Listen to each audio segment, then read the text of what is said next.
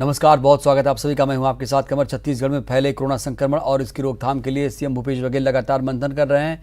इसी कड़ी में आज मुख्यमंत्री बिलासपुर और सरगुजा संभाग के अधिकारियों से चर्चा कर रहे हैं। वर्चुअल बैठक के जरिए सीएम बघेल दोनों संभागों के राजस्व अधिकारियों से चर्चा कर रहे हैं। इसके अलावा बैठक में तहसीलदार, नायब तहसीलदार, अन्य विभागीय अधिकारी, थाना प्रभारी, सीएमओ, बीएमओ, कोरोना की रोकथाम के उपायों पर चर्चा जारी है। सीएम संबंधित इलाकों में इलाज की व्यवस्था, क्वारंटीन सेंटर की स्थापना, आइसोलेशन की व्यवस्था, कोविड टेस्ट पर बातचीत लगातार जारी है।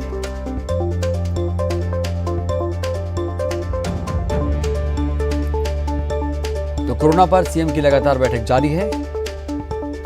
बिलासपुर सरगुजा संभाग को लेकर यह बैठक चल रही है। तमाम अधिकारियों से सीएम भूपेश बघेल चर्चा कर रहे हैं। कोरोना के चेन को कैसे तोड़ा जाए और कैसे कोरोना को कंट्रोल किया जाए, इसको लेकर लगातार बैठकों का दौर चल रहा है। आज बिलासपुर और सरगुजा संभाग के अधिकारियों के साथ सीएम संवाद कर रहे हैं। कोरोना से बचाव को लेकर चर्चा की जा रही है, व्यवस्थाओं पर चर्चा की जा रही है। तो कुल मिलाकर लगातार सीएम भूपेश बघेल कोरोना की स्थिति पर नजर बनाए हुए हैं। और ज्यादा जानकारी के साथ हमारी संवाददाता ममता लांजेवार जुड़ी है। ममता, बैठक को लेकर क्या अपडेट? बिल्कुल, देखिए, मुख्यमंत्री भूपेश बघेल लगातार अलग अलग जो संभाग हैं, जिले हैं, उनकी वर्चुअल बैठक ले रहे हैं। आज बिलासपुर और सरगुजा संभाग के जो अनुविभागीय अधिकारी हैं, राजस्व अधिकारी हैं, पुलिस के जो अधिकारी हैं, उनकी बैठक ले रहे हैं। और इस बैठक में इस बात पर चर्चा की जा रही है कि व्यवस्था वहाँ पर किस की है। जिस तरह से हम देख रहे हैं कि पहले रायपुर और भिलाई, दुर्ग में बहुत ज़्यादा मामले थे, लेकिन अब यहाँ पर मामले थोड़े से कम हो रहे हैं। मौतों के आंकड़ों में भी कमी आ रही है। लेकिन वहीं दूसरी तरफ अगर हम देख रहे हैं तो बिलासपुर जो है वो अब धीरे धीरे हॉटस्पॉट बनता जा रहा है। सरगुजा में भी इसी तरीके से जो है मरीजों की संख्या, संक्रमितों की संख्या लगातार बढ़ रही है। खासतौर पे अगर हम बात करें तो ग्रामीण क्षेत्रों में उन जो संभाग है उसके, तो ऐसे में वहाँ पर किस तरह की व्यवस्था हो, क्वारंटाइन सेंटर को लेकर क्या व्यवस्था है, कोविड जो अस्पताल है वहाँ पर किस तरह की व्यवस्था है, संसाधन किस तरह के हैं, और लॉकडाउन जो अगर हम बात करें तो 3 जो जिस तरीके से फिर से शुरू हुआ है 15 मई तक अमूमन पूरे प्रदेश के अलग अलग जिलों में, तो उसको लेकर कुछ छूट भी दी गई। लेकिन इस छूट के बीच में मुख्यमंत्री ने कहा है कि इस बात पर भी चर्चा हो रही है कि इस बात का भी ध्यान रखा जाए कि ये संक्रमण को ना बढ़ाए, यानी कि जो तमाम जो गाइडलाइंस है उसका पालन किया जाए, क्योंकि लंबे समय तक के लॉकडाउन जो है वो बहुत सख्ती के साथ नहीं रखा जा सकता, क्योंकि बहुत बुनियादी ज़रूरतें होती हैं। वो एकदम से अगर लोग इकट्ठी कर लें तो भी काला बाजारी, तमाम तरह की चीज़ें जो है उसकी दिक्कत हो सकती है। तो ऐसे में थोड़ी रियायत तो दी गई है, लेकिन इन रियायतों को ध्यान में रखा जाए। दूसरी बात यह है कि हम जिस तरीके से देख रहे हैं कि आंध्र कल्प में जो नया स्ट्रेन आया है उसको लेकर खासतौर पर अगर हम बात करें तो छत्तीसगढ़ में चिंता एक तरह से व्यक्त की जा रही है। तो उस चिंता को लेकर भी तमाम जो ज़िले हैं और संभाग हैं उन्हें अलर्ट किया जा रहा है कि ध्यान रखें कि एक जो लोग बाहर गए हुए, राज्य से बाहर गए हैं, उनकी जाँच हो, टेस्टिंग बढ़ाई जाए। और इसके साथ ही अगर हम बात करें तो अस्पतालों में किस तरह की व्यवस्था है, ऑक्सीजन सिलेंडर्स की क्या स्थिति है, ऑक्सीजन बेड की क्या स्थिति है, वेंटिलेशन की क्या स्थिति है, मौतों के आंकड़े किस तरह से कम किए जा सकते हैं, संक्रमितों स्थितियों को देखते हुए किए जा रहे हैं। बहुत बहुत शुक्रिया आपका जानकारी देने के लिए। तो एक बड़ी बैठक और हर रोज सीएम भूपेश बघेल बैठक कर रहे हैं। छत्तीसगढ़ सरकार ने वैक्सीनेशन जो शुरू करवाया था, हालांकि अब उस पर रोक लगा दी गई है। राज्य सरकार ने देर रात को ये आदेश जारी किया। राज्य सरकार ने 18 साल से 45 साल उम्र के लोगों के टीकाकरण में अंत्योदय कार्डधारियों को प्राथमिकता दी थी। 1 मई से टीकाकरण शुरू हो भी गया था। सरकार के इस फैसले के बाद बीजेपी और जोगी कांग्रेस लगातार हमलावर थी। टीकाकरण में आरक्षण का आरोप लगाया जा रहा था। इस मामले को लेकर हाईकोर्ट में याचिका भी लगाई गई थी। हाईकोर्ट ने अपर मुख्य सचिव को स्पष्ट पॉलिसी बनाने के निर्देश दिए। इसकी अगली सुनवाई 7 मई को होगी, कल होगी। राज्य शासन के स्वास्थ्य एवं परिवार कल्याण विभाग के जारी आदेश में कहा गया है कि हाईकोर्ट के आदेश के बाद मुख्य सचिव की अध्यक्षता में सचिवों की एक समिति गठित की गई है।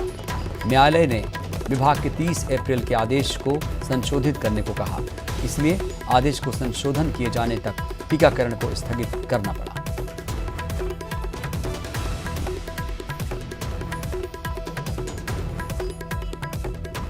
और बस्तर से इस वक्त की बड़ी खबर, कोरोना से एक और बड़ी खबर है। वेरिएंट आया है, नया स्ट्रेन आया है। आंध्र प्रदेश में एक नया वेरिएंट मिला है। इसको लेकर बस्तर से लगी सीमा को सील कर दिया गया है। बॉर्डर पर कोरोना टेस्ट किया जा रहा है। टेस्ट के बाद लोगों को प्रवेश दिया जा रहा है। कलेक्टर ने नाराजगी भी जाहिर की है। बिना टेस्ट 2 मजदूरों ने प्रवेश किया था। सुकमा कलेक्टर ने मोर्चा संभाला हुआ है। लापरवाही रोकने के लिए मोर्चा संभाला है। आंध्र प्रदेश के बॉर्डर पर इस वक्त कड़ा पहरा है। वो सीमाएं जहां आंध्र प्रदेश की सीमाओं को टच करता है बस्तर, और यहां पर कड़ा पहरा है। हमारे संवाददाता इस वक्त विनोद कुशवाहा जुड़े हैं। विनोद, कितनी पहरेदारी है सीमा पर, क्योंकि एक नया वेरिएंट आया हुआ है आंध्र प्रदेश में, जिसको लेकर बस्तर में काफी सक्रियता दिखाई जा रही है।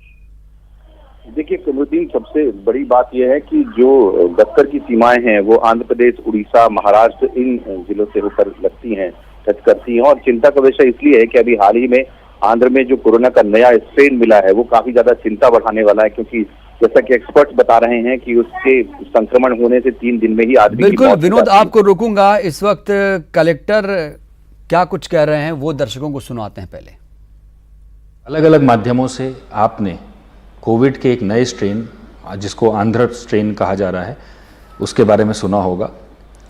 मीडिया रिपोर्ट्स के आधार पे एक्सपर्ट्स का ये मानना है कि ये स्ट्रेन कई ज़्यादा खतरनाक है अलग अलग वजहों से। निश्चित रूप से बस्तर क्षेत्र, क्योंकि दक्षिण भारत से लगा हुआ है, यहाँ पर अति संवेदनशील रहने की हमको आवश्यकता है। इसीलिए जिला प्रशासन बस्तर ने सतर्कता पूरी तरह से बढ़ा दी है।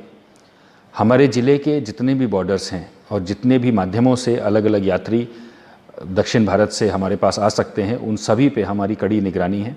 जैसे कि अभी आंध्र प्रदेश में नया जो कोविड का नया स्ट्रेन मिला है, एहतियात के तौर पे उसी से बचाव के लिए हमारे यहाँ पर बॉर्डर में जैसा शासन का निर्देश है, कोई भी व्यक्ति जिसका 72 घंटे का नेगेटिव आरटीपीसीआर नहीं होगा उसे अनुमति नहीं दी जाएगी। इसके अलावा जो भी लोग आ रहे हैं उसकी पूरी चेकिंग, गहन चेकिंग की जा रही है। और हमारे जो है हमारी पूरी हेल्थ की टीम, रेवेन्यू की टीम, पुलिस की टीम दिन रात इस काम में लगी।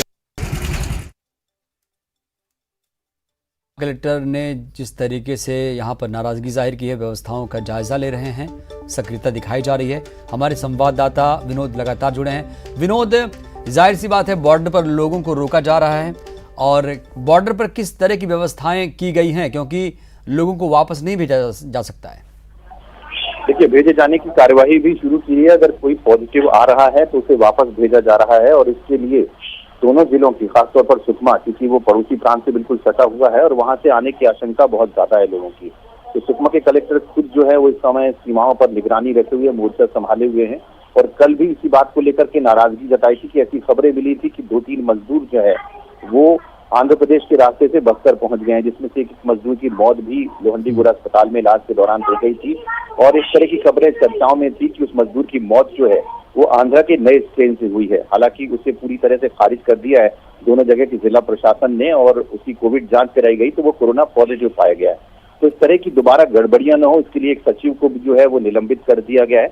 और खुद मोर्चा संभालने के लिए कलेक्टर इस समय जिले की सीमाओं पर हैं, और वहां पर आरटीपीसीआर टेस्ट और वायनाड 2 टेस्ट जो है वो कराया जा रहा है।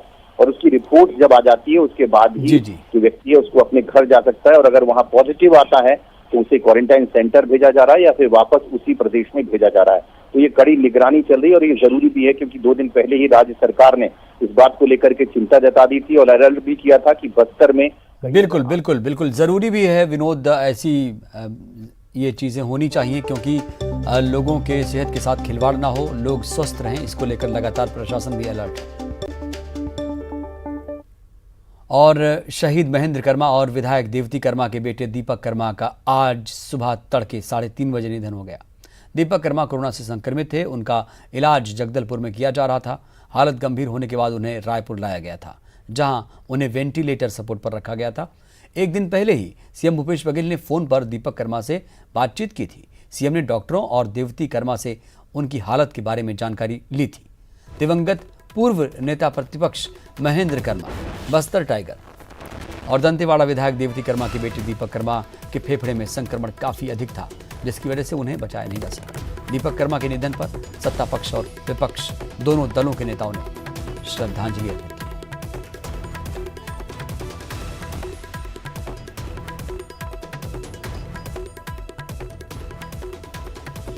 और लगातार रिएक्शंस भी आ रहे हैं। आपको बता दें, दीपक कर्मा के निधन पर सीएम भूपेश बघेल ने ट्वीट कर शोक जताया।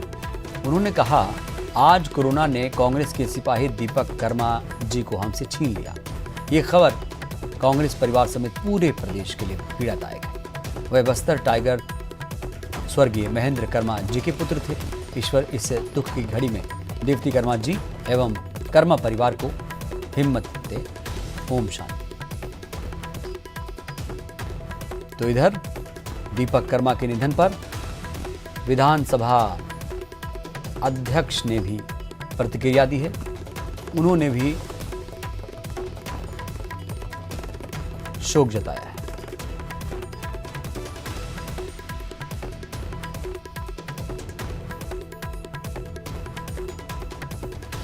आपको बता दें, जब वो अस्पताल में भर्ती थे तो खुद मुख्यमंत्री भूपेश बघेल ने उनके स्वास्थ्य की जानकारी ली थी। पीसीसी अध्यक्ष मोहन मरकाम ने दीपक कर्मा के असामयिक निधन पर शोक जताया और कहा कि कांग्रेस के लिए ये अपूरणीय क्षति है। पूर्व महामंत्री दीपक कर्मा जी का कोरोना से अकस्मात निधन होना कांग्रेस परिवार के लिए बहुत अपूर्ण क्षति है। युवाओं में जाने माने चेहरे थे। अचानक निधन की खबर आई तो हम लोग सब स्तब्ध हो गए हैं। तो कहीं ना कहीं ये क्षति पार्टी के साथ साथ बस्तर के लिए अपूर्ण क्षति है। मैं इस दुख की घड़ी में मैं कर्मा परिवार के साथ हैं। कांग्रेस परिवार कर्मा परिवार के साथ है और परिवारजनों को दुख सहने की शक्ति प्रदान करे। दीपक कर्मा के निधन पर विधानसभा अध्यक्ष चरणदास महंत ने भी शोक जताया। उन्होंने ट्वीट करके श्रद्धांजलि दी और कहा कि कोरोना दैत्य ने युवा साथी दीपक कर्मा जी को हमसे छीन लिया। वे बस्तर टाइगर महेंद्र कर्मा जी के ज्येष्ठ पुत्र थे। ईश्वर इस दुख की घड़ी में देवती कर्मा जी, कर्मा परिवार और समस्त क्षेत्रवासी मित्र साथियों को शक्ति दे।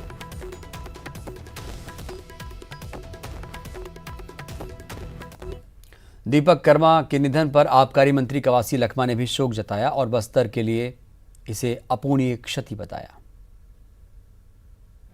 को जानकारी मिलने से तत्काल रायपुर बुलवाया। रायपुर में इलाज चल रहा था। आज 3 बजे रात को अंतिम सांस लिया है। एक कांग्रेस के लिए, बस्तर के लिए बहुत नुकसानदायी है। पार्टी के लिए भी नुकसान है, परिवार के लिए भी नुकसान है। और इस दुखी का घड़ी में संपूर्ण बस्तर के लोग उनकी आत्मा के साथ है, उनके परिवार के साथ है।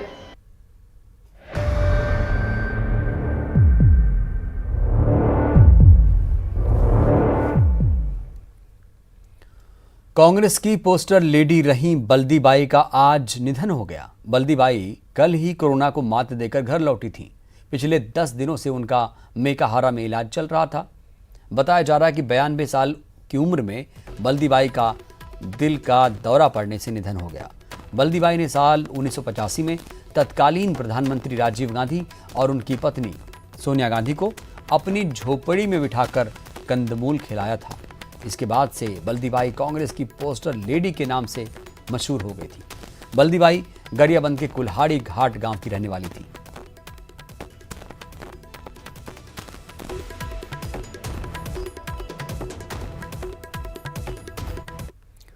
और अब आपको कोरोना अपडेट देते हैं। कोरोना का संक्रमण लगातार जारी है। पिछले 24 घंटे में 15,157 नए कोरोना संक्रमित मरीज मिले, जबकि 9,674 लोगों ने कोरोना को मात दी।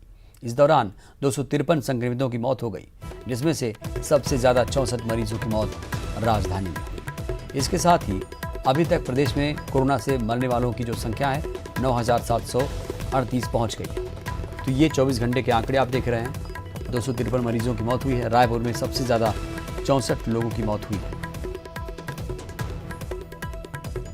बिलासपुर में 1193 नए संक्रमित मरीज मिले हैं। रायगढ़ में 1142 नए मरीज मिले हैं। कुल पीड़ितों की संख्या इस तरह से 8,02,000 के पार पहुंच चुकी है। अब तक 6,63,694 मरीज रिकवर हुए। एक्टिव मरीजों की संख्या 1,29,211 है।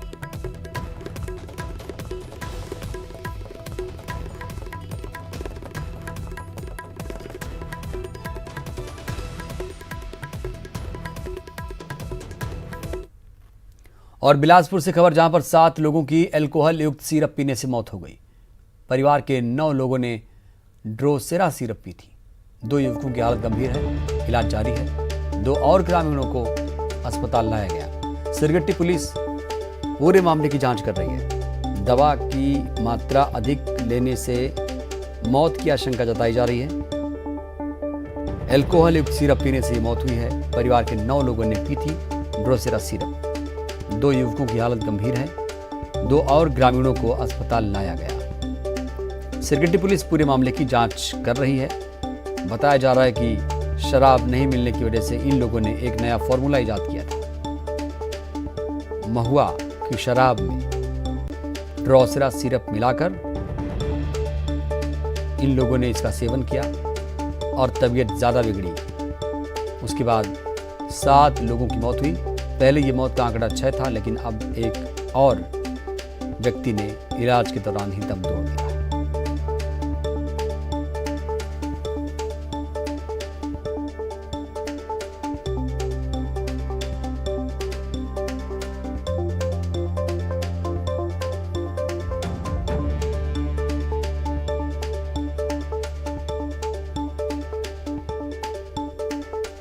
दो युवकों की हालत गंभीर है, इलाज जारी है। 2 और ग्रामीणों को अस्पताल लाया गया है। तो बिलासपुर में 7 लोगों की मौत पर नेता प्रतिपक्ष धर्मलाल कौशिक ने जांच की मांग की। उन्होंने कहा कि घटना बेहद दुखद है, लेकिन नशीली दवाई उसे कहां से मिली इसकी जांच होनी चाहिए। और मृतकों के परिजनों के लिए सरकार से मुआवजे की भी मांग कर रहे हैं धर्मलाल कौशिक।